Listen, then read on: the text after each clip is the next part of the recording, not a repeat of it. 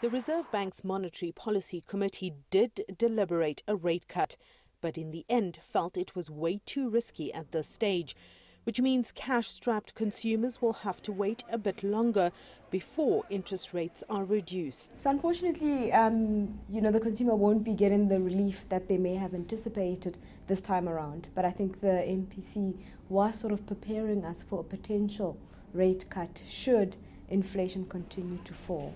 But with all inflation indicators looking more positive, there's now more of a possibility of rate cuts this year. They're really trying to gauge domestic conditions versus international vulnerability. If it was up to just purely a domestic discussion, they would cut rates.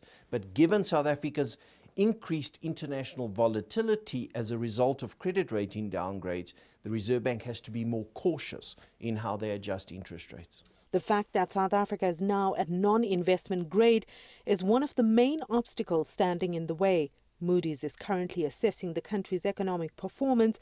Domestic policy instability and uncertainty has already been flagged by the agency. So what the Reserve Bank is concerned about is an event where we are downgraded to sub-investment grade on our local currency. So in that situation, we'll see forced sales and we'll see portfolio outflows, and the rand will blow and inflation will increase quite significantly.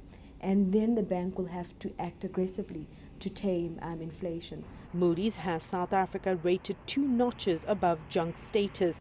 Economists believe the threat of a 2-notch downgrade may have dissipated for now. The country has not strayed away from its fiscal path despite appointing a new finance minister in a shock cabinet reshuffle. But low growth remains a concern. Unless South Africa shapes up and improves on this, South Africans may not only have to forego the possibility of rate cuts, but will also have to prepare for tough times if this economy dips into a recession. Sumitra Nydoo, CGTN, Johannesburg, South Africa.